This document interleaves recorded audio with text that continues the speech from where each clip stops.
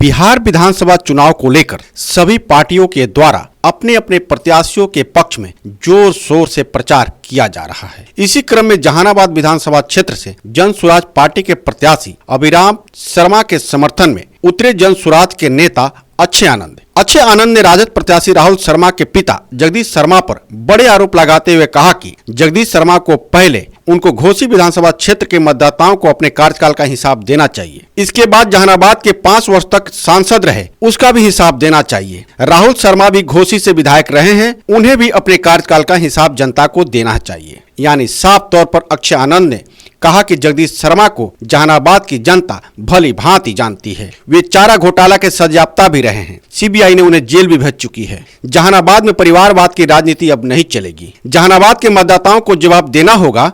घोसी की जनता उन्हें क्यों जहानाबाद से भगा दिया वे सभी जानते हैं। इस बार के चुनाव में जहानाबाद के मतदाता सोच समझ के मतदान करने वाले हैं। अच्छे आनंद ने कहा कि हमारी पार्टी जन स्वराज पार्टी 5 मुद्दों को लेकर चुनावी मैदान में उतरा है। जन स्वराज के सूत्रधार प्रशांत किशोर ने मतदाताओं से लगातार कह रहे हैं कि अपने बाल बच्चे के चेहरा देखकर मतदान करें, क्योंकि बिहार में 2 गठबंधन मतदाताओं के तरह तरह से लुभाने का कार्य किया जा रहा है। दोनों गठबंधन के लोग बिहार में 35 वर्षों तक लूट खसोट किया, बिहार को रसातल में ले गया। इस बार बिहार की जनता को दोनों गठबंधनों से ऊपर उठकर जात पात एवं जाति धर्म से ऊपर उठकर मतदाता मत करे।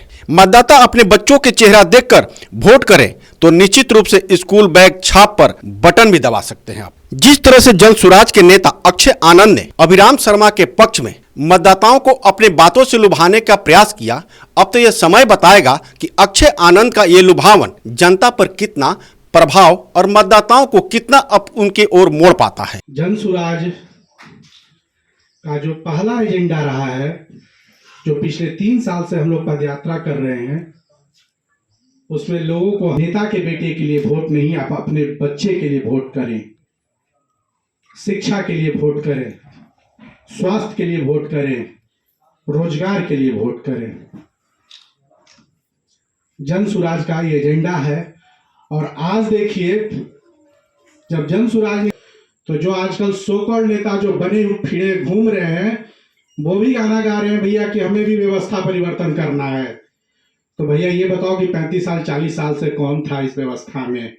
आपके थे, आपके पिताजी ही थे। एक नया सदगुफा छोड़ रहे हैं कि अब हम भी व्यवस्था बदलेंगे।